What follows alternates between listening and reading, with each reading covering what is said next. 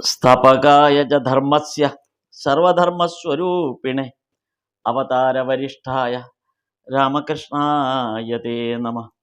ലജ്ജാപടാവൃതേ നിത്യം ശാരദേ ജ്ഞാനദായികേ പാപേഭ്യോ ന സദാ രക്ഷ കൃപാമയി നമോസ്തുതേ. നമഃ ശ്രീയതിരാജായ വിവേകാനന്ദസൂരയേ സച്ചിത് സുഖസ്വരൂപായ സ്വാമിനേ താപഹാരിണേ. ശ്രീരാമകൃഷ്ണ വചനാമൃതം വോള്യം 1 ഭാഗം 12 അധ്യായം 12. 12ാം ഭാഗം ഇവിടെ അവസാനിക്കുകയാണ്. ഈ 12ാം അധ്യായത്തോടു കൂടി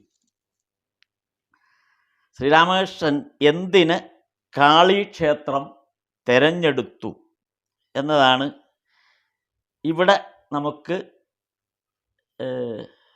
അന്വേഷിക്കാവുന്ന ഒരു ചോദ്യം. ശ്രീരാമകൃഷ്ണദേവൻ എന്തിനാണ് ദക്ഷിണേശ്വരം കാളീക്ഷേത്രം തൻ്റെ അവതാര ലീലയ്ക്കായിട്ട്, അവതാര ലീലയിലെ ഏറ്റവും കൂടുതൽ സമയം, ആ അവതാരകാലത്തിൻ്റെ ഏറ്റവും കൂടുതൽ സമയം ചെലവഴിക്കുന്നത് ദക്ഷിണേശ്വരത്താണ്.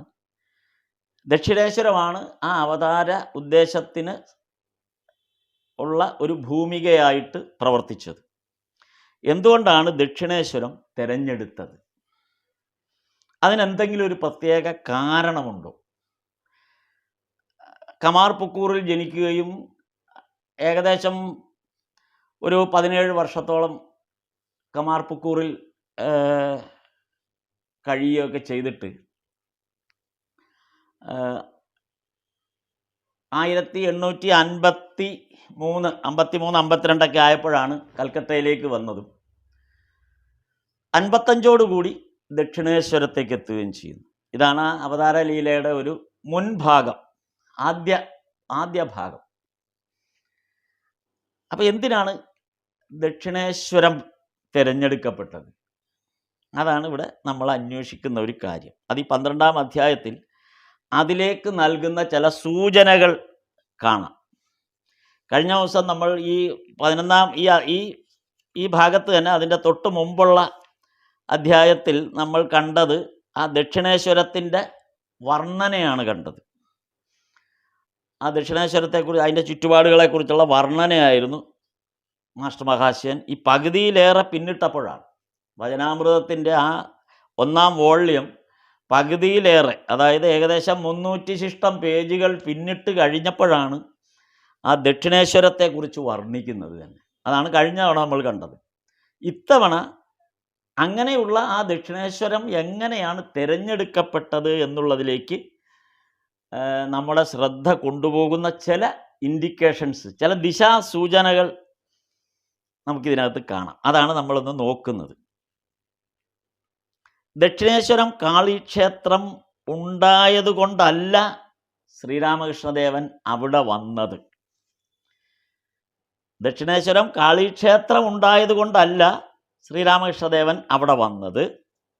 എന്നാൽ യഥാർത്ഥത്തിൽ ശ്രീരാമകൃഷ്ണദേവന് വരാൻ വേണ്ടിയാണ് ദക്ഷിണേശ്വരം ഉണ്ടായത്. അതാണ് അതിൻ്റെ ഏറ്റവും പ്രത്യേകത.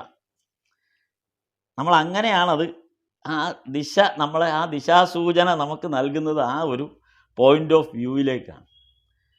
ദക്ഷിണേശ്വരം ക്ഷേത്രം ഉണ്ടായതുകൊണ്ട് ശ്രീരാമകൃഷ്ണദേവൻ അവിടെ വന്നതല്ല. ശ്രീരാമകൃഷ്ണദേവന് വരാൻ വേണ്ടി ദക്ഷിണേശ്വരം ക്ഷേത്രം ഉണ്ടാകുകയാണ് ചെയ്തത്. അപ്പോൾ അതെങ്ങനെയാണ് സംഭവിച്ചത് എന്നുള്ളതാണ് നമ്മൾ ഈ ഭാഗത്ത്, ഈ 12ാം അധ്യായത്തിൽ നമ്മൾ അതിൻ്റെ ആ സൂചനകളെ പിടിച്ചാണ് നമ്മൾ പോകുന്നത്. ഇതിപ്പോൾ അങ്ങനെ തന്നെ ചിന്തിക്കണമെന്ന് നിർബന്ധമൊന്നുമില്ല. പക്ഷെ ആ വായനയിൽ അങ്ങനെ ഒരു സൂചന പെട്ടെന്ന് ബോധ്യപ്പെട്ടതുകൊണ്ട് അതിൽ പിടിച്ച് മുന്നോട്ട് പോയപ്പോൾ കണ്ട ചില കാര്യങ്ങളാണ്. അതുകൊണ്ടാണ് പറഞ്ഞത് ശ്രീരാമകൃഷ്ണദേവന് വരാൻ വേണ്ടിയാണ് ദക്ഷിണേശ്വരം ഉണ്ടാകുന്നത്, ആ കാളീക്ഷേത്രം ഉണ്ടാകുന്നത്. അത് ഏറെക്കുറെ ശരിയുമാണ് എന്ന് നമുക്കത് അതിലൂടെ പോകുമ്പോൾ മനസ്സിലാവും. കാളീക്ഷേത്രത്തിൽ നിന്ന് എപ്പോൾ ശ്രീരാമകൃഷ്ണദേവൻ വേർപെട്ടുവോ, അതായത് ആ കാളീക്ഷേത്ര പരിസരത്തു നിന്ന്, ദക്ഷിണേശ്വരത്ത് നിന്ന് ശ്രീരാമകൃഷ്ണദേവൻ എപ്പോൾ വേർപെട്ടു പോയോ അതോടെ ആ പുരുഷ പ്രകൃതിയായ അവതാരം സ്വധാമത്തിലേക്ക് മടങ്ങുകയായിരുന്നു. അതാണ് സംഭവിച്ചത്. ആദ്യം നമ്മുടെ ശ്രദ്ധയിൽ വരേണ്ട ഒരു കാര്യം അതാണ്. എപ്പോഴാണോ ശ്രീരാമകൃഷ്ണദേവൻ ദക്ഷിണേശ്വരം ഉപേക്ഷിച്ച് പോയത്, ആ പോയതോടുകൂടി സ്വധാമത്തിലേക്ക് മടങ്ങി പോവുകയാണ് ചെയ്തത്. പിന്നീട് ആ അവതാര ലീല പിന്നെ നീണ്ടതേയില്ല. പിന്നീട് ആ അവതാര ലീലയിൽ ഒന്നും തന്നെ സംഭവിച്ചുമില്ല. കഷ്ടിച്ച് ഷാംപൂക്കൂറിലോ അല്ലെങ്കിൽ കാശിപ്പൂരിലോ, പക്ഷെ ആ അവതാര ലീലയിൽ പിന്നെ ഒന്നും സംഭവിക്കുന്നില്ല. അതാണ് നമ്മൾ കാണുന്ന ഒരു ചിത്രം. അതുകൊണ്ടാണ് പറഞ്ഞത്, ദക്ഷിണേശ്വരം വിട്ടതോടുകൂടി ആ അവതാര ലീലയും അവസാനിക്കുകയായിരുന്നു. പുരുഷ പ്രകൃതിയായ അവതാരമാണ് ഇത്. ശ്രീരാമകൃഷ്ണദേവൻ തന്നെ സൂചിപ്പിച്ച വാക്കാണ് പുരുഷപ്രകൃതി. അതാണ് ആ പുരുഷപ്രകൃതി സ്വധാമത്തിലേക്ക് തിരിച്ചു പോവുകയായിരുന്നു എന്ന് പറയുന്നുണ്ട് ശ്രീരാമകൃഷ്ണദേവൻ ഈ ഭാഗത്ത്. ഈ 12-ാം അധ്യായത്തിൽ അതിൻ്റെ സൂചനകൾ എവിടെയൊക്കെയാണെന്ന് നമുക്ക് അതിലൂടെ പോകുമ്പോൾ മനസ്സിലാവും. ഇത് പറയാൻ കാരണം, ശ്രീരാമ അവതാരത്തിലും ശ്രീകൃഷ്ണ അവതാരത്തിലും 2 അവതാരങ്ങൾ എടുക്കാം നമുക്ക്. ശ്രീരാമ അവതാരം ത്രേതായുഗത്തിൽ, ദ്വാപരയുഗത്തിൽ ശ്രീകൃഷ്ണ അവതാരം. ഈ 2 അവതാരത്തിലും ആ അവതാരങ്ങൾക്ക് സംഭവിച്ചത് എന്താണെന്നൊന്ന് വെറുതെ നമ്മളൊന്ന് നോക്കിയാൽ മതി. ഇത്രയും ദുര്യോഗങ്ങളിലൂടെ കടന്നുപോയ 2 അവതാരങ്ങൾ വേറെയില്ല. അതായത് മനുഷ്യ രൂപം പൂണ്ട് ഈ 2 യുഗത്തിലും അവതാരം സ്വീകരിച്ചപ്പോൾ ഈ 2 അവതാരങ്ങളും അനുഭവിച്ചതും ഇടപെട്ടതുമായ റെസ്റ്റ്ലെസ് ആയിട്ടുള്ള ഇടപെടലാണ് 2 അവതാരങ്ങൾ. ശ്രീരാമനെ നമുക്കറിയാമോ, അത് വളർന്നു വന്ന് ബാല്യകാലത്ത് തന്നെ താടകാവധവും ഒക്കെ നടത്തി അങ്ങനെ തിരിച്ചു വന്ന് വിവാഹവും കഴിഞ്ഞ് പിന്നെ സംഭവിക്കുന്നത് കാനനവാസത്തിലേക്ക്, അച്ഛൻ്റെ വാക്ക് പേറാൻ കാനനവാസത്തിന് വേണ്ടി 12 രാജ്യഭാരം നിശ്ചയിക്കപ്പെട്ടതിന് ശേഷം കാനനവാസത്തിലേക്ക് പോവുക. പിന്നീട് സംഭവിക്കുന്നത് രാമരാവണ യുദ്ധം ഉൾപ്പെടെയുള്ള ഗംഭീര പ്രശ്നങ്ങൾ. അതിനുവേണ്ടി ആശ്രയിക്കേണ്ടി വരുന്നതോ സുഗ്രീവനെയും ഹനുമാനെയൊക്കെ പോലുള്ള വാനര സംഘത്തെ. തിരിച്ചു വന്നപ്പോഴും ഉള്ള അപഖ്യാതികൾ മുഴുവൻ കേട്ട് ആ രാജഭരണത്തിൽ സ്വന്തം സീതയോട് പോലും ഒരു രാജാവിൻ്റെ ധർമ്മം നിർവഹിക്കാൻ വേണ്ടി സ്വന്തം ഭാര്യയെ വരെ ഉപേക്ഷിക്കാൻ തയ്യാറാകേണ്ടി വരിക. അരുമകളായ 2 മക്കളുണ്ടായിട്ട് അവരെ പുലർത്താൻ കഴിയാതെ പോവുക.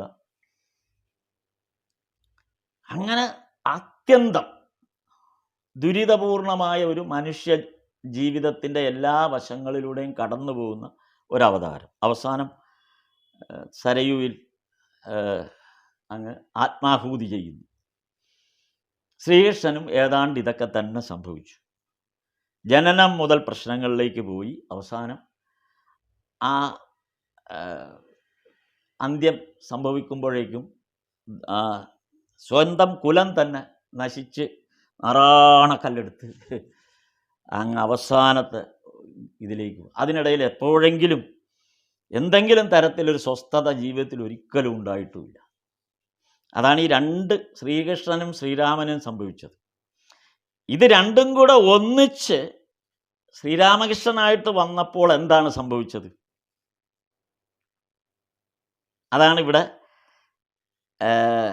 നമ്മൾ ആദ്യം ആ പോയിന്റ് ഓഫ് വ്യൂയിലേക്ക് പോവേണ്ട ഒരു കാര്യം. ഈ 2ഉം കൂടെ യോജിച്ച് വന്നപ്പോൾ നേരത്തെയുള്ള 2 അവതാരങ്ങൾക്ക് ആ 2 അവതാരങ്ങളുടെയും അംശങ്ങൾ ഒന്നിച്ച് ശ്രീരാമകൃഷ്ണനായി വന്നപ്പോൾ എന്താണ് സംഭവിച്ചത്? അപ്പോൾ നമ്മൾ ഈ 2ഉം ഒന്ന് മനസ്സിൽ വെച്ചുകൊണ്ട് വേണം ഈ ശ്രീരാമകൃഷ്ണ അവതാരത്തിലേക്ക് പ്രവേശിക്കുക. അതിന് ഈ 12-ാം അധ്യായത്തിൽ നമ്മൾ അതിലേക്കാണ് കടന്നു വരുന്നത്. ഒന്നാമത്തെ തെളിവ് 12-ാം അധ്യായത്തിൻ്റെ തുടക്കത്തിലെ ആദ്യ വരി നമുക്ക് വായിക്കാം. ഈ അധ്യായത്തിൽ ആദ്യത്തെ വരി, 12-ാം അധ്യായത്തിൻ്റെ ആദ്യത്തെ വരി ഇങ്ങനെയാണ്: ശ്രീരാമകൃഷ്ണദേവൻ രാപ്പകൽ സമാധിയിൽ. നല്ലോണം വായിക്കണം. ശ്രീരാമകൃഷ്ണദേവൻ രാപ്പകൽ സമാധിയിൽ. രാവും പകലും പോകുന്നതറിയുന്നതേയില്ല. ഇടയ്ക്കിടയ്ക്ക് ഭക്തന്മാരുമായി ഈശ്വര കഥകൾ പറയുകയും കീർത്തനങ്ങൾ പാടുകയും മാത്രം ചെയ്യുന്നു. മാത്രം അണ്ടർലൈൻ. ഇപ്പോൾ രാപകൽ സമാധിയിൽ. രാവും പകലും പോകുന്നത് അറിയുന്നതേയില്ല. ഇടയ്ക്കിടയ്ക്ക് കഥകൾ പറഞ്ഞുകൊണ്ടിരിക്കും, കീർത്തനങ്ങൾ പാടും, അത്രയും മാത്രം. ഇതാണ് ശ്രീരാമകൃഷ്ണ അവതാരത്തിൻ്റെ സംഭവം. വേറൊന്നും ചെയ്യാനില്ല. രാപകൽ സമാധി അവസ്ഥയിലാണ്, പലപ്പോഴും ധ്യാനാവസ്ഥയിലാണ്. ധ്യാനത്തിൽ നിന്നല്ലാത്ത സന്ദർഭങ്ങളിലോ ഭക്തന്മാരുമായിട്ട് സംഭാഷണം നടത്തുന്നു, ഇടയ്ക്ക് കീർത്തനങ്ങൾ പാടുന്നു, അത്രമാത്രം. മറ്റൊന്നും സംഭവിക്കുന്നില്ല. നോക്കൂ, ആദ്യത്തെ 2 അവതാരങ്ങൾക്ക് ശ്രീരാമകൃഷ്ണദേവൻ ഈ ദക്ഷിണേശ്വരം കാളീക്ഷേത്രത്തിലെ ആ ചെറിയ മുറിയിൽ, ആ ചെറിയ കട്ടിലിൽ ഇരുന്നു കൊണ്ട്, അവിടെ ഇരിക്കുമ്പോഴോ അല്ലെങ്കിൽ ആ സന്ദർഭങ്ങളിലെല്ലാം തന്നെ പലപ്പോഴായിട്ട് സമാധി അവസ്ഥയിലാണ്, ധ്യാനാവസ്ഥയിലാണ്. പിന്നല്ലാത്തപ്പോഴേക്കും അവിടെ വരുന്നവരുമായിട്ട് സംഭാഷണം ചെയ്യുന്നു. തീർന്നു. ഇത്രയേ ഉള്ളൂ. ഇതിനു മുമ്പുണ്ടായ അവതാരമാണ് ഗൗരാംഗൻ്റേത്. ഗൗരാംഗൻ്റെ നവദ്വീപിൽ ഗൗരാംഗൻ്റെ അവതാരം ഉണ്ടായപ്പോഴോ ഇതിന് തൊട്ട് മുമ്പുണ്ടായ കലിയുഗത്തിൻ്റെ കണക്കെടുക്കുകയാണെങ്കിൽ അതുകൂടെ എടുക്കാം. കാര്യം ത്രേതായുഗം ദ്വാപരയുഗം അല്ലാതെ കലിയുഗത്തിലെ ആദ്യമായിട്ട് വരുന്ന ആ അവതാരമായിട്ട് നമുക്ക് ഗൗരാംഗനെ എടുക്കാം. അപ്പോൾ ഗൗരാംഗനെ സംബന്ധിച്ച് നിരന്തരം ആ തെരുവീഥികളിലൂടെ ഭജനകൾ പാടി അലയുന്ന ഒരു അവസ്ഥയായിരുന്നു. അതാണ്. ഇവിടെ അതൊന്നുമില്ല, ഒറ്റ ഇരിപ്പാണ്. ഇടയ്ക്ക് കൽക്കട്ടയിലുള്ള ചില ഭക്തന്മാരുടെ വീടുകളിൽ പോകുന്നത് ഒഴിച്ചാൽ ബാക്കി സന്ദർഭങ്ങൾ മുഴുവനും തൻ്റെ അവതാരകാലത്തിൻ്റെ മുഴുവൻ സന്ദർഭങ്ങളിലും ഒരു തരത്തിലുള്ള ഒന്നിലും ഇടപെടാത്ത ആളാണ്. കുട്ടിക്കാലത്ത് ഒന്നിലും ഇടപെട്ടിട്ടില്ല. വീട്ടിലെ കാര്യങ്ങളിലോ പഠിപ്പിൻ്റെ കാര്യത്തിലോ വീട്ടിലെ മറ്റു ചുറ്റുപാട് ഒന്നും ഇടപെട്ടിട്ടില്ല. അവിടെയും ഈ ചുറ്റുപാടുകളുള്ള വീടുകളിൽ പോയി പാട്ട് പാടുകയും ഭജന നടത്തുന്ന സ്ഥലങ്ങളിൽ പോയിരിക്കുകയും അങ്ങനെ വെറുതെ നടക്കുകയായിരുന്നു. അതിനാണല്ലോ കൽക്കട്ടയെ വിളിച്ചുകൊണ്ട് വന്നത്. എന്തെങ്കിലും പണി ഏൽപ്പിക്കാമെന്ന് വിചാരിച്ച് വിളിച്ചുകൊണ്ട് വന്നതാണല്ലോ. അപ്പോൾ ഇവിടെ സംഭവിച്ചതോ, ഈ ദക്ഷിണേശ്വരത്ത് വരുന്ന സന്ദർഭങ്ങളിൽ വരുന്നതിന് തൊട്ടു മുമ്പ് പോലും ഇങ്ങനെ നടക്കുന്നതല്ലാതെ ഒരു ആ ചേട്ടനെ സഹായിക്കുന്ന ഒരു പരിപാടിയിലും ഏർപ്പെട്ടിരുന്നില്ല. അതിലൊന്നും ഒരു താല്പര്യമില്ലായിരുന്നു. അപ്പോൾ പിന്നെ വരുന്നതോ, ഈ ദക്ഷിണേശ്വരത്ത് വന്നതിന് ശേഷം സംഭവിച്ചതോ, അവിടെ പൂജ ചെയ്യാനുള്ള ഒരു സന്ദർഭത്തിന് അല്ലെങ്കിൽ അതിന് ചേട്ടൻ്റെ സഹായിയായി വന്ന ആൾ എന്ന നിലയിൽ വന്നിട്ട് പോലും അതൊന്നും ചെയ്യുന്ന പരിപാടിയില്ല. വെറുതെ നടക്കുക. അവസാനം ചേട്ടൻ്റെ കാലം കഴിഞ്ഞ് പൂജാരി ആകാമെന്ന് വിചാരിച്ചപ്പോൾ പൂജ ഒട്ട് നടക്കുകയില്ല. പൂജ ചെയ്യുന്ന പരിപാടിയൊന്നും അവിടെ സംഭവിക്കുന്നില്ല. അത് പിന്നെ ക്ഷേത്ര അധികാരികൾക്ക് അല്ലെങ്കിൽ രാസമണിക്കും മാധുർബാബുവിനും ഒക്കെ അത് ബോധ്യപ്പെട്ടതുകൊണ്ട് വേറെ ജോലിയൊന്നും ഏൽപ്പിക്കാതെ ആ ജോലിയൊക്കെ ഏൽപ്പിക്കാൻ വേറെ ആളുകളെ വെച്ചതുകൊണ്ട് എന്നിട്ട് വെറുതെ മുറിയിൽ ഇരുന്നാൽ മതി. അപ്പോൾ വെറുതെ ഇരിക്കുക, സ്വസ്ഥമായിട്ട് ശാന്തമായിട്ട് ഇരിക്കുന്ന ഒരവതാരത്തെയാണ് നമുക്കിവിടെ കാണുന്നത്. ഇതാണ് ശ്രീരാമകൃഷ്ണ അവതാരത്തിൻ്റെ മറ്റവതാരങ്ങളിൽ നിന്നുള്ള വ്യത്യാസമായിട്ട് നമ്മളിവിടെ കാണുന്നത്. അപ്പോൾ ബാക്കി സമയം, എന്നാൽ ഇതിനിടയിൽ ഈ ധ്യാനാവസ്ഥയിലിരിക്കുന്ന സന്ദർഭവും ഈ വരുന്ന ഭക്തന്മാരുമായിട്ട് സംഭാഷണം നടത്തുന്ന സമയവും ഒഴിച്ചു നിർത്തിയാൽ പിന്നുള്ള സമയം എന്താണ് ചെയ്യുന്നത്? അപ്പോൾ പിന്നെ ചെയ്യുന്നത് അമ്മയുമായി സംസാരിക്കലാണ്. ആരുമായി? അമ്മയുമായി. അമ്മ എന്ന് പറയുന്നത് ഇവിടെ കാളിമാതാവ്. ദക്ഷിണേശ്വരം കാളീക്ഷേത്രത്തിലെ കാളിമാതാവുമായിട്ട് സംഭാഷണം നടത്തും. അതാണ് എപ്പോഴും അമ്മേ അമ്മയെന്ന് വിളിച്ചെങ്ങനെ സംസാരിച്ചുകൊണ്ടിരിക്കും. അല്ലെങ്കിൽ അമ്മയുടെ അടുത്തേക്ക് ചെല്ലും. അവിടെ ആ ഭവതാരിണി ക്ഷേത്രത്തിലെ ആ പൂജാമുറിയിലേക്ക്, ആ ശ്രീകോവിലിനകത്തേക്ക് പോകുന്നു. അവിടെ ഇരുന്ന് അമ്മയുമായിട്ട് സംഭാഷണം നടത്തിക്കൊണ്ടേയിരിക്കുന്നു. അപ്പോൾ ബാക്കി സമയം മുഴുവനും അമ്മയുമായിട്ട് സംഭാഷണം ചെയ്യുന്നു. ഒന്നും ചെയ്യുന്നതായിട്ട് ഒരിടത്തും കാണുന്നില്ല. ശ്രീരാമകൃഷ്ണദേവൻ്റെ ആ അവതാര ലീല വായിച്ചു പോകുന്ന നമുക്ക് വ്യക്തമായി മനസ്സിലാവും, ശ്രീരാമകൃഷ്ണദേവൻ ഒരിടത്തും ഒന്നും ചെയ്യുന്നില്ല. വെറുതെ ഇരിക്കുക, ഇങ്ങനെ ഒന്നും ചെയ്യുന്നില്ല. എന്നിട്ട് ഭഗവാൻ ഇടയ്ക്കിടയ്ക്ക് പറയുന്നുണ്ട്, അത് നമ്മൾ ഇടയ്ക്കിടയ്ക്ക് കേൾക്കാം. ഞാൻ യന്ത്രം, നീ യന്ത്രി. അമ്മ യന്ത്രി, ഞാൻ യന്ത്രം, നീ യന്ത്രി. ഈ ഒരു ആറ്റിറ്റ്യൂഡാണ് മുഴുവൻ സമയവും. ഞാൻ വെറും യന്ത്രം. യന്ത്രം ഒരിക്കലും ഒരിടത്തും സ്വയം പ്രവർത്തിക്കാറേയില്ല. യന്ത്രത്തിന് സ്വന്തമായ യാതൊരു പദ്ധതിയോ പ്ലാനോ ഒരിടത്തും യന്ത്രത്തിനില്ല. യന്ത്രം പ്രവർത്തിക്കണമെങ്കിൽ യന്ത്രി വിചാരിക്കണം. യന്ത്രം എവിടെ ഇരിക്കണമെന്നുള്ളത് യന്ത്രി വിചാരിക്കണം. യന്ത്രം എപ്പോഴൊക്കെ പ്രവർത്തിക്കണം എന്നുള്ളത് യന്ത്രി വിചാരിക്കണം. അല്ലെങ്കിൽ യന്ത്രം വെറും ജഡാവസ്ഥയിൽ ഇങ്ങനെ ഇരിക്കും. ഇതാണ് ഭഗവാൻ പറഞ്ഞുകൊണ്ട്, ഞാൻ യന്ത്രം, നീ യന്ത്രി. അതായത് ഞാൻ ഒന്നും ചെയ്യാനുള്ളതല്ല. എന്നിലൂടെ എന്തെല്ലാം പ്രവർത്തിക്കണമോ അതൊക്കെ പ്രവർത്തിക്കേണ്ടത് ആരാണ്? കാളി മാതാവ് മാത്രമാണ് പ്രവർത്തിക്കേണ്ടത്. ഇതാണ് യഥാർത്ഥത്തിൽ ദക്ഷിണേശ്വരം എന്നത് ഈ മഹത് ലീലയുടെ ആസ്ഥാനമായതെങ്ങനെ എന്നുള്ളതിലേക്ക് നമ്മെ കൊണ്ടെത്തിക്കുന്നതിൻ്റെ ആദ്യത്തെ ആ ഒരു സൂചന ഇതാണ്. അപ്പോൾ എങ്ങനെയാണ്, എന്തുകൊണ്ടാണ് നമ്മൾ നേരത്തെ പറഞ്ഞു, ദക്ഷിണേശ്വരം സൃഷ്ടിക്കപ്പെട്ടത് ശ്രീരാമകൃഷ്ണദേവൻ വരാൻ വേണ്ടിയാണ്. ദക്ഷിണേശ്വരം ഉള്ളതുകൊണ്ട് ശ്രീരാമകൃഷ്ണദേവൻ അവിടെ വന്നതല്ല. ദക്ഷിണേശ്വരം സൃഷ്ടിക്കപ്പെടുന്നത് ശ്രീരാമകൃഷ്ണദേവൻ വരാൻ വേണ്ട ആ കളം ഒരുങ്ങുന്നതാണ് ദക്ഷിണേശ്വരം. അപ്പോൾ അതെങ്ങനെയായിരിക്കാം എന്ന് നമുക്ക് നോക്കാം. റാണി രാസമണി കാളിഭക്തയായിരുന്നു. അപ്പോൾ അവരവരുടെ ഡോക്യുമെൻറ്റിൽ, റാണി രാസമണി അവരുടെ ഡോക്യുമെൻറ്റിൽ ഒപ്പിടുന്നത് പോലും കാളി മാതാവിൻ്റെ പാദത്തിൽ അർപ്പിച്ചുകൊണ്ട് രാസമണി ദാസി എന്നാണ്. ഇത്രയും വെച്ചുകൊണ്ടാണ് ആ ഒപ്പിടുക. അവർ ഏതൊരു ഡോക്യുമെൻറ്റും അവർ ആ ഡോക്യുമെൻ്റ് എഴുതി അവസാനിപ്പിക്കുന്നത് ഈ വാചകത്തോടു കൂടിയാണ്, ഈ ഒപ്പോടു കൂടിയാണ്. അതായത് കാളി മാതാവിൻ്റെ പാദത്തിൽ അർപ്പിച്ചുകൊണ്ട് രാസമണി ദാസി എന്നാണ് അവരെ എഴുതി ആ ഡോക്യുമെൻറ്റിൻ്റെ അടിയിൽ ഒപ്പിടുന്നത്. അങ്ങനെയാണ് നമുക്കറിയാം. ഇവിടെ തിരുവിതാംകൂറിൻ്റെ മാർത്താണ്ഡവർമ്മ മഹാരാജാവ് ആ ഒരു ആറ്റിറ്റ്യൂഡിലാണ് ചെയ്തതെന്ന് നമുക്കറിയാം. കാര്യം ശ്രീപത്മനാഭദാസൻ എന്നുള്ള ഒരു അവസ്ഥയിലേക്ക് തിരുവിതാംകൂർ രാജകുടുംബം ശ്രീപത്മനാഭനിൽ അർപ്പിച്ചു. അപ്പോൾ ബാക്കിയെല്ലാം പിന്നെ ഇനി ശ്രീപത്മനാഭന് വേണ്ടിയാണ് ചെയ്യുന്നത്. അവർക്കൊന്നുമില്ല, അവർക്ക് ഇതിനകത്ത് ഒന്നിലും ഒരു പങ്കുമില്ല. ശ്രീപത്മനാഭ ദാസന്മാരായിട്ട് അവരവിടെ ശ്രീപത്മനാഭൻ്റെ ദാസനായിട്ട് പ്രവർത്തിക്കുന്നു എന്ന് പറഞ്ഞ പോലെയാണ് റാണി രാസമണി കാളി മാതാവിൻ്റെ ദാസിയായിട്ട് പ്രവർത്തിക്കുന്നു എന്നുള്ള ഭാവേനയാണ് രാസമണിയുടെ പ്രവർത്തനങ്ങളെല്ലാം തന്നെ. അങ്ങനെയാണ് ഡോക്യുമെൻറ്റ്സ്.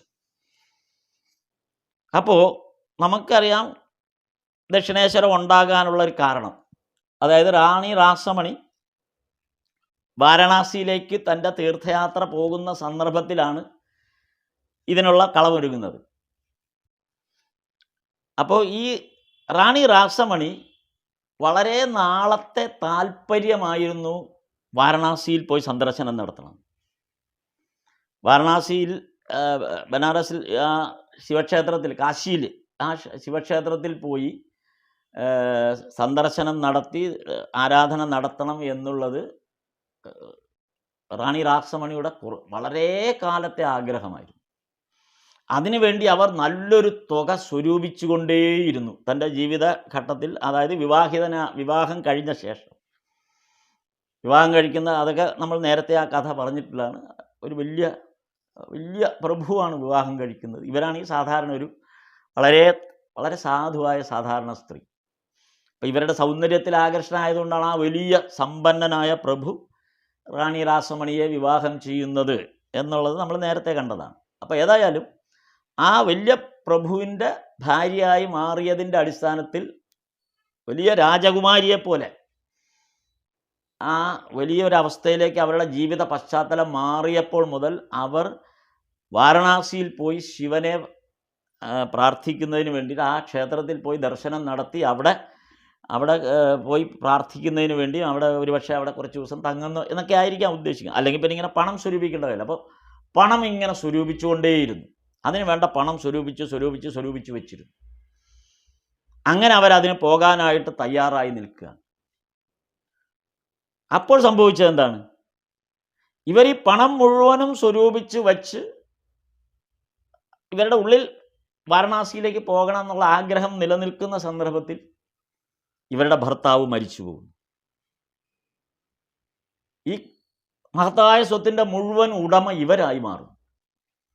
ഇവർ ഈ കാശിയിലേക്ക് പോകാനായിട്ട് സ്വരൂപിച്ച് വച്ച പണം മാത്രമല്ല, ഇവരുടെ ഭർത്താവിനുണ്ടായിരുന്ന അളവറ്റ ധനം, വലിയ സമ്പത്ത്, അതുപോലുള്ള സ്ഥലം, ഭൂമി, അങ്ങനെ അളവറ്റ സ്വത്ത്, ആ സ്വത്ത് മുഴുവനും ഇവരുടേതായി മാറും.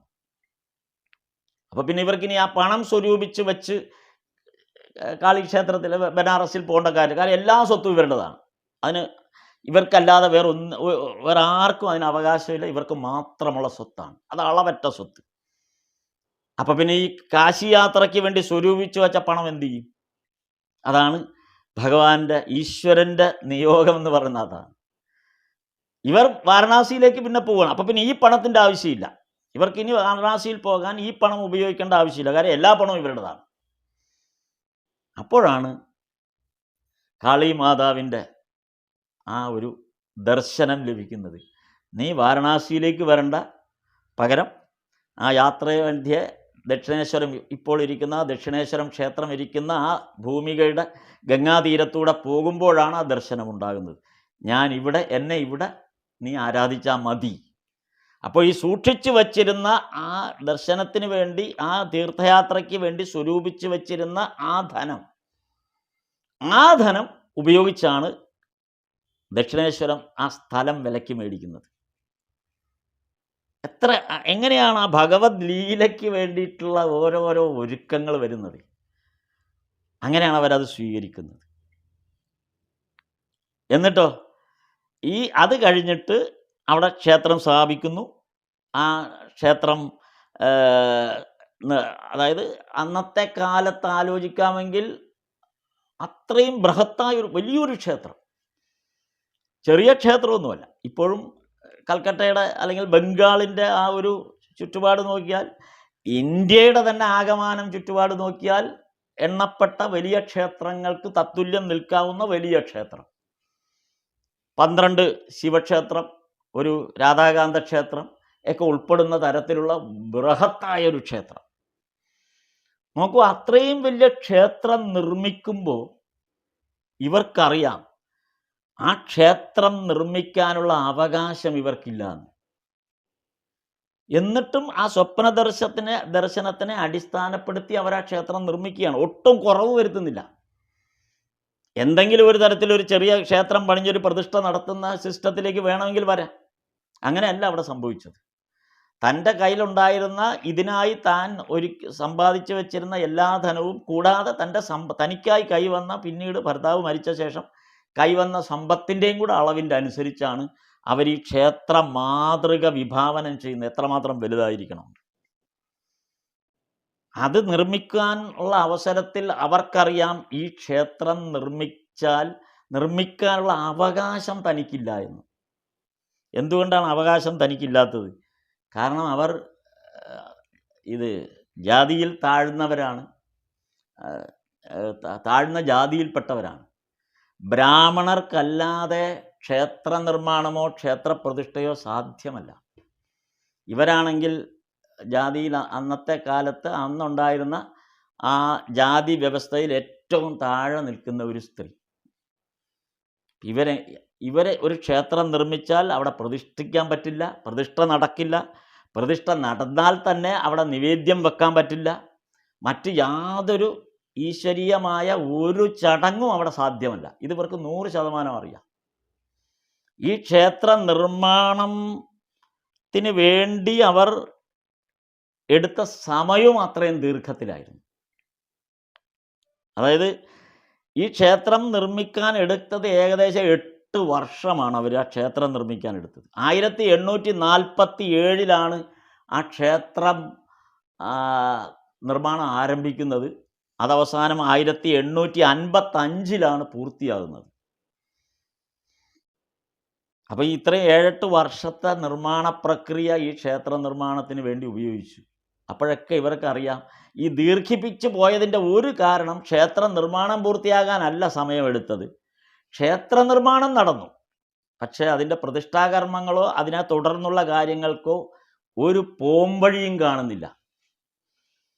കാളിമാതാവിനെ പ്രതിഷ്ഠിച്ചേ പറ്റൂ. സ്വപ്ന ദർശനമാണ്. അമ്മ ദർശനത്തിൽ വന്ന് പറഞ്ഞതാണ്, നീ എന്നെ ഇവിടെ പ്രതിഷ്ഠിക്കണമെന്ന്.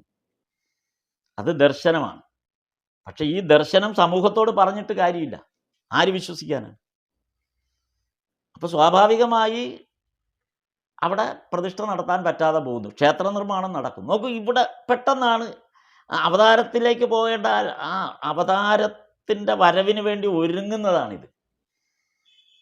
സ്വാഭാവികമായിട്ട് ക്ഷേത്ര നിർമ്മാണം കഴിഞ്ഞു. അപ്പം ഇനി അവിടേക്ക് ശ്രീരാമകൃഷ്ണ അവതാരത്തിന് വരേണ്ട സമയമായി, ഭഗവാൻ എത്തേണ്ട സമയമായി ഇനി.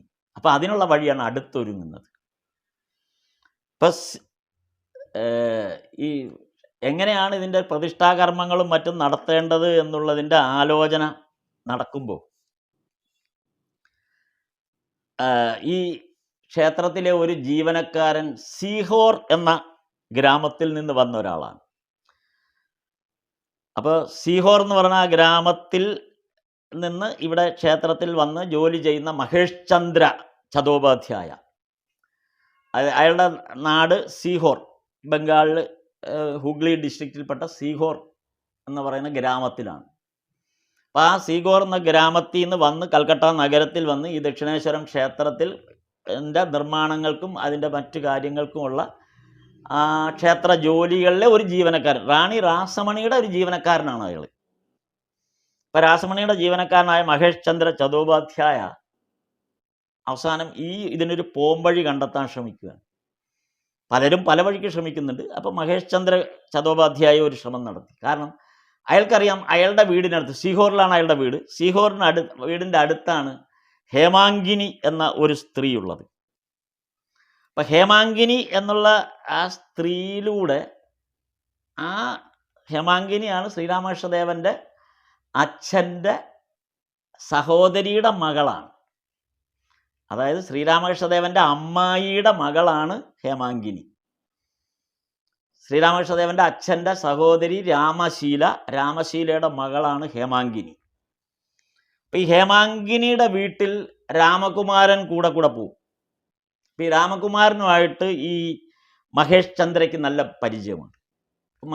രാംകുമാരൻ ഇത്തരം കാര്യങ്ങളെല്ലാം, ഈ ക്ഷേത്രാരാധന സംബന്ധിക്കുന്ന കാര്യങ്ങളെല്ലാം പഠിച്ചിട്ടുള്ള, സംസ്കൃതം പഠിച്ചിട്ടുള്ള നല്ല ജ്ഞാനമുള്ള ഒരാളാണ് എന്ന് മഹേഷ് ചന്ദ്രയ്ക്ക് അറിയാം.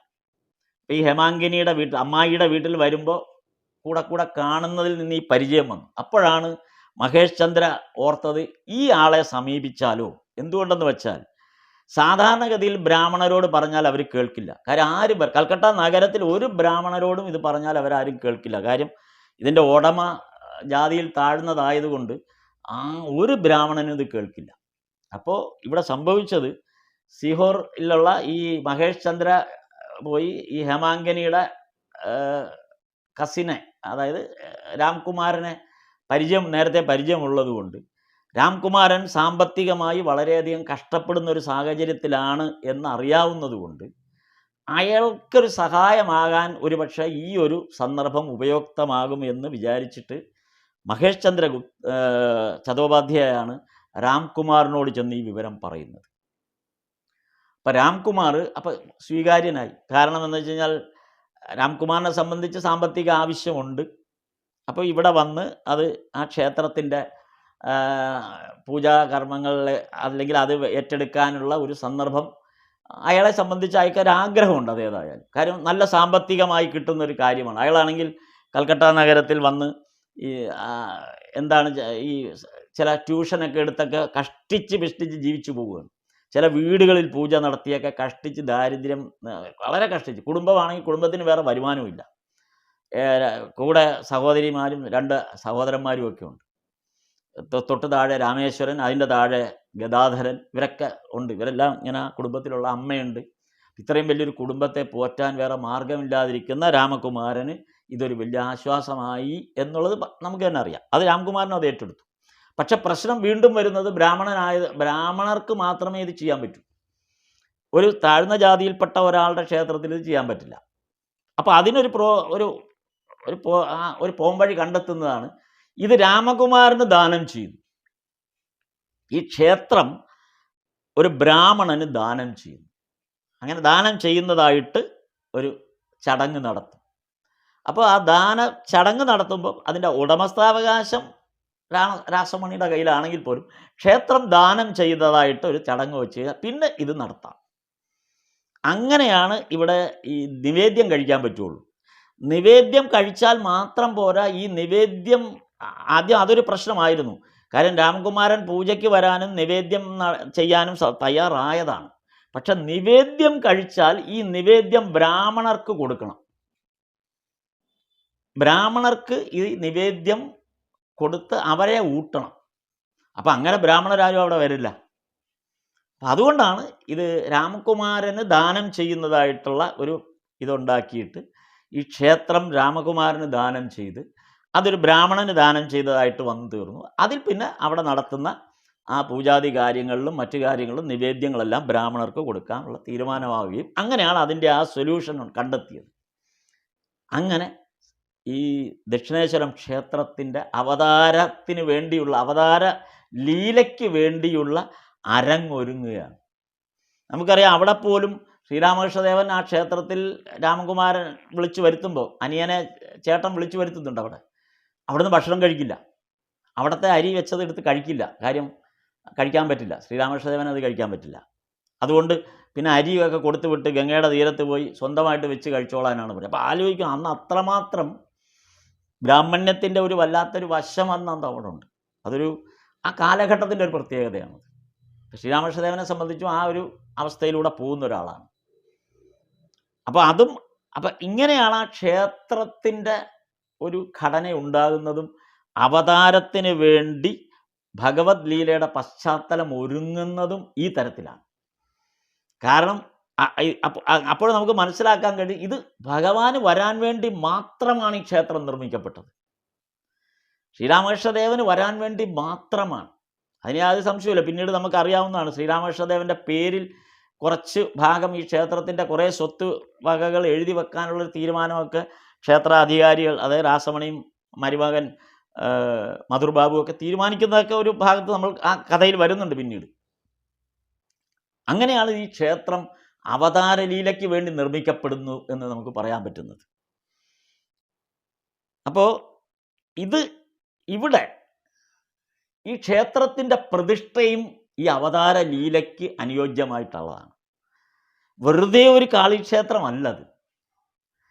ദക്ഷിണേശ്വരം കാളിക്ഷേത്രത്തിൻ്റെ പ്രത്യേകതയും കൂടെ ഉണ്ട്. ആ ക്ഷേത്ര പ്രതിഷ്ഠയുടെ ഒരു പ്രത്യേകതയും കൂടെ ഇതിനകത്ത് ഈ അവതാര ലീലയുമായിട്ട് വളരെ കണക്റ്റഡാണ്. ആ പ്രതിഷ്ഠ നേരത്തെ പറഞ്ഞ പോലെ ശ്രീരാമകൃഷ്ണദേവൻ സദാസമയം കാളിമാതാവിനോട് മാത്രം സംസാരിച്ചിരിക്കുന്ന ആളാണ്.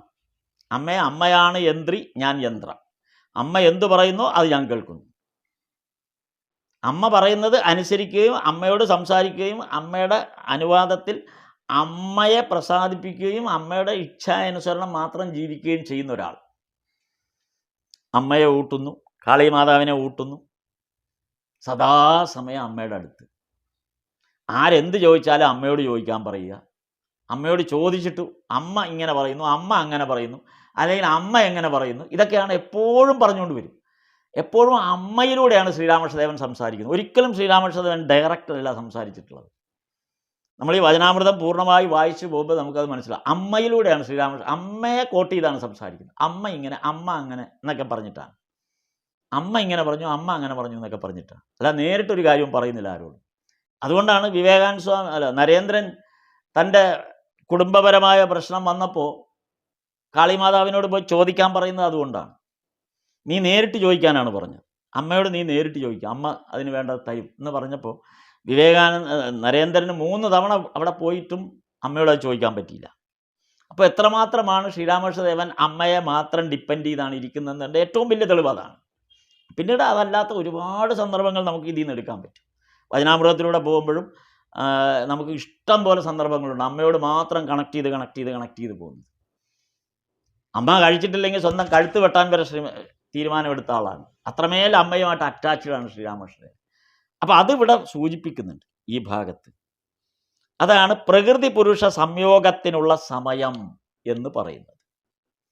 പ്രകൃതി പുരുഷ സംയോഗത്തിനുള്ള സമയം, അതായത് ദക്ഷിണേശ്വരം കാളീക്ഷേത്രത്തിൻ്റെ പ്രതിഷ്ഠയുടെ പ്രത്യേകത എന്തെന്ന് വെച്ചാൽ ആ പ്രതിഷ്ഠയ്ക്കനുസരിച്ചാണ് ശ്രീരാമകൃഷ്ണദേവൻ്റെ അവതാരം അവിടെ ലീലകളാടുന്നത്. എന്താണ് ആ പ്രതിഷ്ഠയുടെ പ്രത്യേകത? അവിടെ കാളീക്ഷേത്രത്തിൻ്റെ പ്രതിഷ്ഠയുടെ പ്രത്യേകത, കാളി മാതാവ് നിൽക്കുന്നു, പുരുഷ പ്രകൃതിയായ ശിവൻ നിശ്ചലനായി മലർന്നു കിടക്കുന്നു. അതിലേക്ക് ഇനി വരാം. നമ്മൾ ഈ ഭാഗത്ത് 12-ാം അധ്യായത്തിൽ അതിലേക്ക് നമുക്ക് വരാനുള്ളൊരു ഭാഗമുണ്ട്.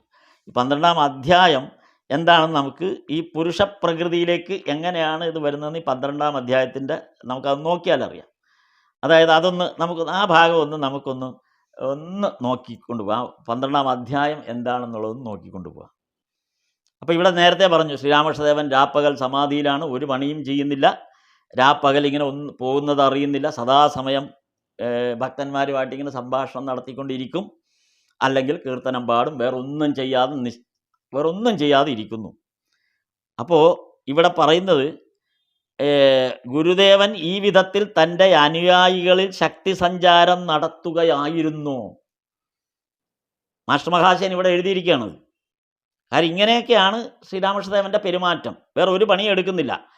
അതിന് മാസ്റ്റർ മഹാശയൻ സ്വയം ചോദിക്കുകയാണ് ഇവിടെ, ശ്രീരാമകൃഷ്ണദേവൻ ഈ വിധത്തിൽ തൻ്റെ അനുയായികളിൽ ശക്തി സഞ്ചാരം നടത്തുക. അപ്പം ആക്ട് ചെയ്യുന്നത് മുഴുവൻ മറ്റുള്ളവരാണ്. ശ്രീരാമകൃഷ്ണദേവൻ ശ്രീരാമനും ശ്രീകൃഷ്ണനും സ്വയമേവ പ്രവർത്തിക്കുകയായിരുന്നു, മറ്റുള്ളവരിലൂടെ അല്ല പ്രവർത്തിച്ചത്. രണ്ടുപേരും സ്വയമേവ പ്രവർത്തിക്കുകയായിരുന്നു. ഇവിടെ ശ്രീരാമകൃഷ്ണദേവൻ തൻ്റെ അനുയായികളിലാണ് ശക്തി സഞ്ചാരം നടത്തിയത്. ശ്രീരാമകൃഷ്ണദേവൻ നിശ്ചലനാണ്, ഒന്നും ചെയ്യുന്നില്ല. അനുയായികളിലാണ് ശക്തി സഞ്ചാരം. അതിനി വരുന്നുണ്ട്, ആ നിശ്ചലനാകുന്നത് എങ്ങനെയെന്നുള്ളത് പറയുന്നുണ്ട്. പിൽക്കാലത്ത് അവർ ലോകരെ പഠിപ്പിക്കുന്നതിന് ഇപ്രകാരം അവരെ തയ്യാറാക്കുകയായിരുന്നു. നോക്കൂ, പിന്നീട് ഒരു ആക്ടിങ്, ഈ ഡ്രാമ, ഈ ലീലയുടെ ആക്ടിങ് വേർഷൻ നടക്കുന്നത് പിന്നീടാണ്. ആ പിന്നീട് നടക്കുന്ന ആക്ടിങ് വേർഷന് വേണ്ടിയിട്ട് അവരെ തയ്യാറെടുപ്പിക്കുകയായിരുന്നു. മുറിയിൽ മാസ്റ്ററെ കൂടാതെ രാഖാൽ ഇരിക്കുന്നുണ്ട്. ഗുരുദേവൻ ഇപ്പോഴും ഭാവാവിഷ്ടൻ. രാഖാലിനോട് ചോദിച്ചു, നീ എന്നോട് കോപിച്ചു അല്ലേ, നിന്നെ, അങ്ങനെ ആ സംഭാഷണം നടക്കുന്നു.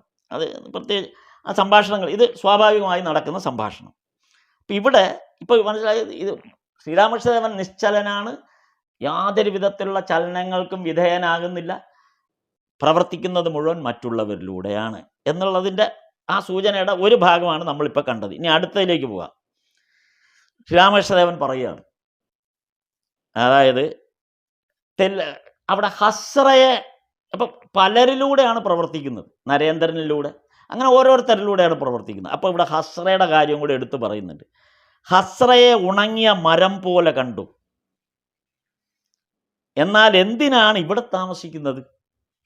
ഹസ്ര എന്തിനാണ് ഇവിടെ താമസിക്കുന്നത്? ഹസ്ര ഈ അവതാര ഇതിൽ യാതൊരു പ്രയോജനവും ഇല്ലാത്ത ഒരാളാണ്. കാര്യം ഉപദ്രവം മാത്രം ഉണ്ടാക്കാൻ വന്ന ആളാണ്. ആ ആളെ എന്തിനാണ് ഇവിടെ കൊണ്ട് താമസിപ്പിക്കുന്നത്? അപ്പോൾ ശ്രീരാമകൃഷ്ണദേവൻ അതിനും മറുപടി പറഞ്ഞു, അതാണ് ആവശ്യമുണ്ട്. ഹസ്രയുടെ ആവശ്യമുണ്ട്. എന്താണ്? ഏതൊരു കഥയിലും ജഡിലനും കുടിലനും ഉണ്ടെങ്കിലേ കഥയ്ക്കൊരു കൊഴുപ്പ് കിട്ടുള്ളൂ. അതായത് ഒരു അവതാര കഥ നടക്കുമ്പോൾ, അല്ലെങ്കിൽ ഒരു ഡ്രാമയാണെന്ന് വിചാരിക്കുക, ഇതൊരു ഡ്രാമയാണ് നടക്കുന്നതെങ്കിൽ ആ ഡ്രാമയിൽ ചില ഈ ജഡിലനും കുടിലനും കളിയൊക്കെ നടക്കണം. അതായത് കുറേ കോമഡി ട്രാക്ക് കൂടെ വേണം. ഒരു വളരെ സീരിയസ് ഡ്രാമയാണ് മാത്രമായിട്ട് പണ്ടത്തെ സിനിമകൾ എടുത്താൽ നമുക്കറിയാം. ഇത് മുമ്പ് നമ്മളിത് പരാമർശിച്ചതാണ്.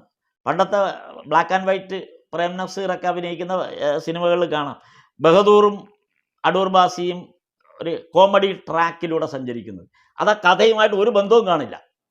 ആ പ്രധാന കഥയുടെ ഒരു ബന്ധവും ഇല്ലാതെ ഒരു കോമഡി ട്രാക്ക് എന്നും പറഞ്ഞിട്ട് വേറൊരു ട്രാക്കിലൂടെയാണ് ആ കഥ പോകുന്നത്. എന്ന് പറഞ്ഞ പോലെയാണ് ഇവിടെ ഈ അവതാരത്തിൻ്റെ ട്രാക്കിലേ ഇയാൾ വരുന്നില്ല. അപ്പോൾ കഥയ്ക്കൊരു ആ അവതാരത്തിനിടയിൽ ഒരു രസകരമായ സന്ദർഭങ്ങൾ ഉണ്ടാക്കാൻ വേണ്ടി, അതാണ് ജഡിലയും കുടിലയും. ഈ ജഡിലയും കുടിലയും ആ കളിയിൽ വരുന്ന രണ്ട് സീരിയസ് ആയിട്ടുള്ളൊരു കളിയിൽ വരുന്നതാണ് ജഡിലയും കുടിലയും. അപ്പോൾ ഈ ജഡിലയും കുടിലയും ഉണ്ടെങ്കിൽ കളിക്കൊരു ആവേശം വരുള്ളൂ. അപ്പോൾ അതിനാണ് ഹസ്രയെ ഇരുത്തിയിരിക്കുന്നത്. അപ്പോൾ ഹസ്രയുടെ റോൾ അവിടെ നിഷ്കർഷിച്ചു കഴിഞ്ഞു. എന്നിട്ട് ശ്രീരാമകൃഷ്ണദേവൻ പറയുന്നു, ഈശ്വര രൂപത്തെ സ്വീകരിക്കണം, ജഗദ്ധാത്രി രൂപത്തിൻ്റെ അർത്ഥമറിയാമോ. ഇനിയാണ് ആ പ്രതിഷ്ഠയുടെ കാര്യത്തിൽ ജഗദ്ധാത്രി, അതായത് കാളിമാതാവിലേക്ക് വരികയാണ്. എന്താണ് ആ കാളിമാതാവിൻ്റെ പ്രതിഷ്ഠ എന്താണ് എന്ന് പറയുകയാണ്. ജഗത്തിനെ ധാരണം ചെയ്തിട്ടുള്ളവൾ എന്നാണ് അതിൻ്റെ അർത്ഥം. ജഗദ്ധാത്രി, അവൾ ധരിക്കാതിരുന്നാൽ, അവൾ പാലിക്കാതിരുന്നാൽ ജഗത്ത് വീണുപോകും. അപ്പം ഈ ജഗത്തിനെ ധരിച്ചിരിക്കുന്ന, ആ ജഗത്തിനെ നിലനിർത്തുന്നതെല്ലാം കാളിമാതാവാണ്. അവൾ മാത്രമാണ് ഇത് നിലനിർത്തുന്നതിനുള്ള ആധാരം, അല്ലെങ്കിൽ എല്ലാം നഷ്ടമായി പോകും. അപ്പോൾ ഇതാണ് ആ ജഗദ്ധാത്രി, ആ പ്രതിഷ്ഠയുടെ അർത്ഥത്തിലേക്ക് കടക്കുന്ന ഒരു ഭാഗം. അങ്ങനെ അടുത്ത ഇതിലേക്ക് പോവുകയാണ്. ഇനി അതിനെ കുറെ കൂടെ ഡീറ്റെയിലേക്ക് പോവുകയാണ്. എന്താണ് ഈ പുരുഷനും പ്രകൃതിയും എന്തായിരുന്നു, ഈ അവതാരം ഇവിടെ വരാനുള്ള കാരണം എന്ത് എന്ന് പറയുന്നത് അടുത്തതിലാണ്. പുരുഷനും പ്രകൃതിയും. ശ്രീരാമകൃഷ്ണൻ ഭാവാവസ്ഥയിൽ നിങ്ങൾക്ക് എന്താണ് സംശയമുണ്ടെങ്കിൽ ചോദിച്ചാൽ ഞാൻ പറയാം എന്നവിടെ വെച്ച് പറയുകയാണ് ശ്രീരാമകൃഷ്ണദേവൻ. അവിടെ ഇരുന്ന ഭക്തന്മാരോട് പറയുകയാണ്, നിങ്ങൾക്ക് എന്തെങ്കിലും സംശയം ഉണ്ടെങ്കിൽ എന്നോട് ചോദിച്ചോ, ഞാൻ പറയാം എന്ന് പറയും. അപ്പം ഭക്തന്മാരിരുന്ന് ആലോചിക്കുക എന്താ ചോദിക്കേണ്ടതെന്ന്. അപ്പോഴാണ് ഒരാൾ ചോദിച്ചു, എന്തുകൊണ്ടാണ് ശ്യാമയ്ക്ക് ഈ രൂപം വന്നത്, അതായത് ഈ കറുത്ത രൂപം വന്നത്. അപ്പോൾ ദേവിക്ക്, കാളിമാതാവിന് ഈ കാളിമാതാവ് കറുത്തതാണ്. അപ്പോൾ കാളിമാതാവിന് ഈ കറുത്ത രൂപം വന്നത് എന്തുകൊണ്ടാണ്? അപ്പോൾ ശ്രീരാമകൃഷ്ണദേവൻ പറഞ്ഞു, അവൾ വളരെ ദൂരെയാണ്. ദൂരെ ആയതുകൊണ്ടാണ് നമുക്ക് ഈ ഡിസ്റ്റൻസ് തോന്നുന്നത് കൊണ്ടാണ് ഡാർക്കായിട്ട് തോന്നുന്നത്, ഇരുട്ട് തോന്നുന്നത്. അതാണ് ആകാശത്തിന് നീല തോന്നുന്നത്, ആകാശത്തിൻ്റെ ദൂരം കൊണ്ടാണ് നമുക്കത് നീലയായിട്ട് തോന്നുന്നത്. കടലിൻ്റെ ആഴം, അല്ലെങ്കിൽ കടലിൻ്റെ ആ ഒരു വളരെ അകലത്തിലായതുകൊണ്ടും ആഴത്തിലായതുകൊണ്ടാണ് അതിന് ഇരുണ്ട നിറം തോന്നുന്നത്. അതേസമയം കടലിലെ ഒരു കടലിൽ നിന്ന് ഒരു കുമ്പിൾ വെള്ളമെടുത്ത് കയ്യിൽ വെച്ചാൽ അതിന് നിറമില്ല, ഒന്നുമില്ല.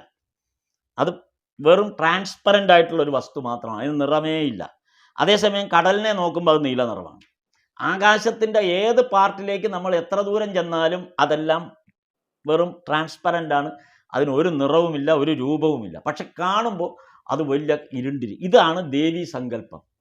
ഇവിടെ കാണുന്ന നമ്മുടെ ജഗദ്ധാത്രിയുടെ, ഭവതാരിണി ദേവിയുടെ, കാളിമാതാവിൻ്റെ ആ വിഗ്രഹത്തിന് ഇരുണ്ട നിറം വരാൻ കാരണം ഈ ആഴമാണ്, ഈ വലിയ അഗാധതയാണ് നമുക്ക് ആ ഇരുണ്ട രൂപമായിട്ട്. അത്രയും കാര്യം ആ രൂപത്തിൻ്റെ ഒരു അന്തമില്ല, അതിങ്ങനെ അഗാധമായി നീണ്ടു കിടക്കുകയാണ്. അതാണ് ആ ദൂരം ഇങ്ങനെ തടാകത്തിലെ ജലം പോലെ തോന്നുന്നു, കറുത്തതായി തോന്നുന്നു എന്നൊക്കെ പിന്നീട് അത് വിവരിക്കുന്നുണ്ട്. ഇനിയാണ് വരുന്നത് അടുത്തത്, പുരുഷനോ പ്രകൃതിയോ. ഇത് ഒരു പുരുഷനാണോ പ്രകൃതിയാണോ? കാളിമാതാവ് പുരുഷനാണോ, അതായത് സ്ത്രീയാണോ പുരുഷനാണോ എന്നാണ് അതിൻ്റെ ചോദ്യം. അല്ലെങ്കിൽ പുരുഷനാണോ പ്രകൃതിയാണോ എന്നാണ് ഇവിടെ ചോദിച്ചത്. അപ്പോൾ പുരുഷനാണെങ്കിൽ പൂണൂലിടണം. അപ്പോൾ ഇവിടെ അതിന് ഭഗവാൻ തന്നെ ഒരു ഉദാഹരണം, ഒരാൾ ദേവിയെ കഴുത്തിൽ പൂണൂലിട്ടിരിക്കുന്നു, പൂജയുടെ കാര്യം പറയുന്നുണ്ട്. അപ്പോൾ ഭക്തൻ ഉത്തരം പറഞ്ഞു, നീ അമ്മയെ അറിഞ്ഞിരിക്കുന്നു. ഭക്തൻ അമ്മയുടെ കഴുത്തിലൊരു ചുമലിലൊരു പൂണൂലിട്ടു. അപ്പോൾ തൊഴാൻ വന്ന ആൾ അമ്മയുടെ കഴുത്തിലെ പൂണൂല് കണ്ടപ്പോൾ എന്തിനാണ് പൂണൂലിട്ടിരിക്കുന്നല്ലോ എന്ന് ചോദിച്ചപ്പോൾ പറഞ്ഞു, അനിയാ നീ അമ്മയെ അറിഞ്ഞിരിക്കും, ദേവി പുരുഷനോ പ്രകൃതിയോ എന്ന് എനിക്കിനിയും അറിയാൻ കഴിഞ്ഞിട്ടില്ല. ദേവി യഥാർത്ഥത്തിൽ പുരുഷനാണോ പ്രകൃതിയാണോ എന്ന് എനിക്കറിയാൻ കഴിഞ്ഞിട്ടില്ല, അതുകൊണ്ടാണ് പൂണൂലിട്ടിരിക്കുന്നത്. അറിയാമായിരുന്നെങ്കിൽ ആ പൂണൂല് ഉപയോഗിക്കാതിരിക്കുകയോ ചെയ്യാമായിരുന്നു. അപ്പോൾ എന്താണെന്ന് എനിക്ക് ഇതുവരെ അറിയാൻ കഴിഞ്ഞിട്ടില്ല എന്ന് പറഞ്ഞത് ഒരു ഉദാഹരണമായിട്ട് ഇവിടെ പറഞ്ഞു എന്ന് മാത്രം. ഇവിടെ ശ്രീരാമകൃഷ്ണദേവൻ പറയുന്ന യോഗമായ എന്നാൽ പ്രകൃതി പുരുഷ സംയോഗം എന്നർത്ഥം. ഈ വിഗ്രഹത്തെക്കുറിച്ച്, ഈ വിഗ്രഹ സങ്കല്പത്തെക്കുറിച്ച് പറയുന്നത് ശിവന്റെ മേലെ കാളി നിലകൊള്ളുന്നു, അതാണ് ആ വിഗ്രഹ സങ്കല്പം. കാളീക്ഷേത്രത്തിൻ്റെ വിഗ്രഹസങ്കല്പം ശിവന്റെ മേലെ കാളി നിലകൊള്ളുന്നു. ശിവൻ ശവം പോലെ ശയിക്കുന്നു. കാളി ശിവന്റെ നേരെ നോക്കിക്കൊണ്ടിരിക്കുന്നു. കാളി നോക്കുന്നത് ശിവന്റെ നേരെ. താഴെ ശിവൻ കിടക്കുകയാണ്, മലന്ന് കിടക്കുകയാണ്. ശിവൻ താഴെ മലന്ന് കിടക്കുകയും ആ ശിവന്റെ നെഞ്ചത്ത് ചവിട്ടിയാണ് കാളി നിൽക്കുന്നത്. അതാണ് വിഗ്രഹത്തിൻ്റെ പ്രതിഷ്ഠയുടെ രൂപം. കാളി നോക്കുന്നത് ശിവനെയാണ് നോക്കി നിൽക്കുന്നത്. എന്നിട്ടോ ഇതെല്ലാം പ്രകൃതി പുരുഷ സംയോഗത്തെയാണ് കുറിക്കുന്നത്. പ്രകൃതിയും പുരുഷനും തമ്മിലുള്ള സംയോഗമാണ് ഈ ശവാവസ്ഥയിൽ കിടക്കുന്ന ശിവരൂപവും നിൽക്കുന്ന ഈ ശിവനെ നോക്കി നിൽക്കുന്ന കാളിയും. ഇവിടെ ആക്ട് ചെയ്യുന്നത് കാളിയാണ്. പുരുഷൻ നിഷ്ക്രിയൻ. പുരുഷൻ നിഷ്ക്രിയനാണ് ഇവിടെ. ഇവിടെ പ്രവർത്തിക്കുന്നത് ശിവൻ ശവം പോലെ കിടക്കുന്നു. പുരുഷന്റെ ചേർച്ച കൊണ്ട് പ്രകൃതി സമസ്ത കാര്യങ്ങളും ചെയ്യുന്നു. പുരുഷന്റെ ചേർച്ച കൊണ്ടാണ് കാളി അത് ചെയ്യുന്നത്. കാളി ഒറ്റയ്ക്കല്ല ചെയ്യുന്നത്. പുരുഷൻ ചെയ്യുന്നില്ല. പുരുഷൻ ശവാവസ്ഥയിൽ ഇവിടെ കിടക്കുന്നു, നിശ്ചലനായി കിടക്കുന്നു. പുരുഷൻ ഒന്നും ചെയ്യുന്നില്ല. ആ പുരുഷൻ എന്ന് പറയുന്നത് ശിവൻ. പുരുഷൻ ഇവിടെ കിടക്കുന്നു. കാളിയാണ് ഇവിടെ സമസ്ത കാര്യങ്ങളും ചെയ്യുന്നത്. കാളിക്ക് സമസ്ത കാര്യങ്ങളും ചെയ്യാനുള്ള ആ ശക്തി ലഭിക്കുന്നതിന് കാരണം പുരുഷ സംയോഗമാണ്. പുരുഷൻ ഇവിടെ ഉള്ളതുകൊണ്ടാണ്. ഈ സങ്കല്പം കൊണ്ടാണ് ശ്രീരാമകൃഷ്ണദേവൻ ഇവിടെ പുരുഷ സങ്കല്പത്തിലാണ്. ശ്രീരാമകൃഷ്ണ അവതാരം ഇവിടെ പുരുഷ സങ്കല്പത്തിലാണ്. ശിവനാണ് അവിടെ കിടക്കുന്നത്. വിഷ്ണുവാണ് ഇവിടെ ഇരിക്കുന്നത്. ശിവനാണ് കാളിയുടെ കാൽച്ചുവട്ടിൽ കിടക്കുന്നത്. വിഷ്ണുവാണ് ഇവിടെ കൂടെ ഇരിക്കുന്നത്. വിഷ്ണു എന്നിവിടെ പറയുന്നത് ശ്രീരാമകൃഷ്ണദേവൻ. അപ്പോൾ പ്രവർത്തനം മുഴുവനും കാളിയാണ്, ശക്തിയാണ്, മായയാണ്. ഈ മഹാമായയാണ് ഇവിടെ പ്രവർത്തിക്കുന്നത് മുഴുവനും. അതുകൊണ്ടാണ് ശ്രീരാമകൃഷ്ണദേവൻ കാളീക്ഷേത്രം നോക്കൂ, ആ അവതാരത്തിന് അനുയോജ്യമായ, അവതാര മഹിമയ്ക്ക് അനുയോജ്യമായ ഒരു സൃഷ്ടികർമ്മം കൂടെ അവിടെ, പ്രതിഷ്ഠാകർമ്മം കൂടെ അവിടെ നടന്നിരിക്കുകയാണ്. അതുകൊണ്ട് പ്രവർത്തിക്കേണ്ടത് മുഴുവൻ കാളിയാണ്. ഈ വിഗ്രഹത്തിൽ അല്ലെങ്കിൽ ഈ പ്രതിഷ്ഠയിൽ, ഈ ഒരു ഇൻകാർണേഷനിൽ പ്രവർത്തിക്കേണ്ടത് മുഴുവൻ കാളിയാണ്. പുരുഷൻ ഇവിടെ നിശ്ചലനാണ്. അത് ശിവനായാലും ശരി, വിഷ്ണു ആയാലും ശരി. ശിവൻ എന്തായാലും സ്വതവേ ഇവിടെ നിശ്ചലനാണ്, ശവരൂപത്തിലാണ്. അതേസമയം വിഷ്ണു ഇവിടെ പാർഷദനായിട്ടുണ്ട്. പ്രവർത്തിക്കേണ്ടത് കാളിയാണ്.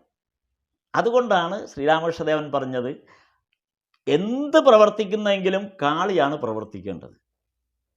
ഇവിടെ ശ്രീരാമകൃഷ്ണദേവൻ ആ അവതാരകാലത്ത് മുഴുവനും ഒരു പ്രവർത്തനവും ചെയ്യുന്നില്ല. ഒരു പ്രവർത്തനവും ചെയ്യുന്നില്ല. കാളിയുടെ പ്രവർത്തനങ്ങൾക്കുള്ള ഒരു ഉപകരണമായാണ് ഈ അവതാരം നിൽക്കുന്നത്. മഹാമായയുടെ പ്രവർത്തനങ്ങൾക്കുള്ള ഒരു ഉപകരണമായിട്ടാണ് വിഷ്ണു ഇവിടെ നിൽക്കുന്നത്, ഭഗവാൻ ഇവിടെ നിൽക്കുന്നത്. കാര്യം മഹാമായയ്ക്ക് ഈ പ്രപഞ്ചത്തിൽ മഹാമായയ്ക്ക് നിലകൊള്ളാനുള്ള ബേസാണ് ശിവൻ. അപ്പം ശിവന് പിന്നെ ഒന്നും ചെയ്യാൻ പറ്റില്ല. അവിടെ അങ്ങനെ കിടക്കുക മാത്രമേ നിർവാഹമുള്ളൂ. അപ്പം ശിവന്റെ ബേസിൽ നിന്നുകൊണ്ട് കാളിയാണ് പ്രവർത്തിക്കുന്നത്. കാളിക്ക് പ്രവർത്തിക്കേണ്ട ഒരു ഇൻസ്ട്രുമെൻ്റായിട്ട് വിഷ്ണു ഇവിടെ വരുന്നു. എത്ര മനോഹരമായ ഒരു അവതാര മഹിമയുടെ ഒരു വലിയ സങ്കലനമാണിത്. ഇങ്ങനെ ഒരു അവതാര മഹിമ, ഇങ്ങനെ ഒരു അവതാര സങ്കലനം ഒരു ഭാഗത്ത് നമുക്ക് കാണാൻ പറ്റില്ല. ബ്രഹ്മ വിഷ്ണു മഹേശ്വരന്മാരുടെ അല്ലെങ്കിൽ ഈ അവതാര മഹിമയുടെ ഏതൊരു ഭഗവത് കഥയിലും ഏതൊരു ഭാഗവതം എടുത്താലും നമുക്ക് ഇത്രയും ഈ ശക്തി, ശിവനും ശക്തിയും വിഷ്ണുവും തമ്മിലുള്ള ഈ സങ്കലനത്തിൻ്റെ ഇത്രയും ഉദാത്തമായ ഒരു ഭാവന വേറെ ഒരിടത്തും നമുക്ക് കാണാൻ പറ്റില്ല. ഇവിടെ പ്രകൃതിക്ക് പ്രവർത്തിക്കാനുള്ള ബേസായി പുരുഷൻ കിടക്കുന്നു, ശിവൻ കിടക്കുന്നു. പ്രകൃതിയാണ് പ്രവർത്തിക്കുന്നത്, മായയാണ് ഇവിടെ പ്രവർത്തിക്കുന്നത്. അത് പ്രവർത്തിക്കുന്നതിൻ്റെ ഇൻസ്ട്രുമെൻ്റാണ് വിഷ്ണുവായിട്ട് തൊട്ടടുത്തുള്ളത്. അതുകൊണ്ട് ആ ഇൻസ്ട്രുമെൻ്റ് ആയതുകൊണ്ടാണ് ശ്രീരാമകൃഷ്ണദേവൻ തൻ്റെ ലീലയിൽ തൻ്റെ ജീവിതകാലത്ത് 50 വർഷത്തെ തൻ്റെ ജീവിതകാലത്തിൽ ഒരിക്കലും പ്രവർത്തിച്ചിട്ടില്ല. ഒരു കാര്യത്തിലും പ്രവർത്തിച്ചിട്ടില്ല. ഒരു പ്രവൃത്തിയും എടുത്തിട്ടില്ല. അതേസമയം നേരത്തെ ഇവിടെ പറഞ്ഞ പോലെ, മാസ്റ്റർ മഹാശയം പറഞ്ഞ പോലെ, തൻ്റെ അനുയായികളിൽ ശക്തി സഞ്ചാരം, കാളിമാതാവിൻ്റെ ശക്തി സഞ്ചാരം അനുയായികളിലേക്ക് എത്തിക്കുന്നതിനുള്ള ഒരു ഒരു മീഡിയേറ്റർ മാത്രമായിട്ട് ഇങ്ങനെ ഇരിക്കുകയാണ് ശ്രീരാമകൃഷ്ണദേവൻ. അതാണ് ഈ വലിയ സങ്കല്പത്തിൻ്റെ പ്രധാനം. യഥാർത്ഥത്തിൽ ദക്ഷിണേശ്വരം ക്ഷേത്ര സങ്കല്പത്തിൽ ഭഗവാന്റെ ആ അവതാരം ഇവിടെ സംഭവിക്കുന്നതിൻ്റെ ഏറ്റവും വലിയ മനോഹരമായ ഒരു വിവരണമാണ് ഈ 12-ാം അധ്യായത്തിൽ നമുക്ക് കാണാൻ പറ്റുന്നത്. ഇവിടെയാണ് അത് സമ്പൂർണമായ ഈശ്വര അവതാരത്തിൻ്റെ സമ്പൂർണ്ണ മഹിമ ഈ വചനാമൃതം വായിക്കുന്ന ഒരാളെ സംബന്ധിച്ചിടത്തോളം പൂർണ്ണമായി വെളിപ്പെടുന്ന ഭാഗവും ഇത് തന്നെയാണ്. ഇവിടെ ഉറച്ചുകൊണ്ടാണ് നമുക്കിനി മുന്നോട്ട് പോകാൻ പറ്റും. ഈ സങ്കല്പത്തെ, ഈ ശിവശക്തി വൈഷ്ണവ സങ്കല്പത്തെ മനസ്സിൽ പ്രതിഷ്ഠിച്ചുകൊണ്ട് വേണം നമുക്ക് ഇനി മുന്നോട്ട് ശ്രീരാമകൃഷ്ണദേവൻ്റെ ലീലകളിലേക്ക് അല്ലെങ്കിൽ അവതാര ലീലകളിലേക്ക് ഇനി പോകാനുള്ളത്. ഇത്രയും പറഞ്ഞുകൊണ്ട് നമുക്ക് ഇന്നത്തെ ഇവിടെ അവസാനിപ്പിക്കാം. സ്ഥാപകായ ച ധർമ്മസ്യ സർവധർമ്മസ്വരൂപിണേ അവതാരവരിഷ്ഠായ രാമകൃഷ്ണായ തേ നമഃ. ഇനി 13-ാം അധ്യായത്തിൽ ഇതിൻ്റെ ബാക്കി വരും.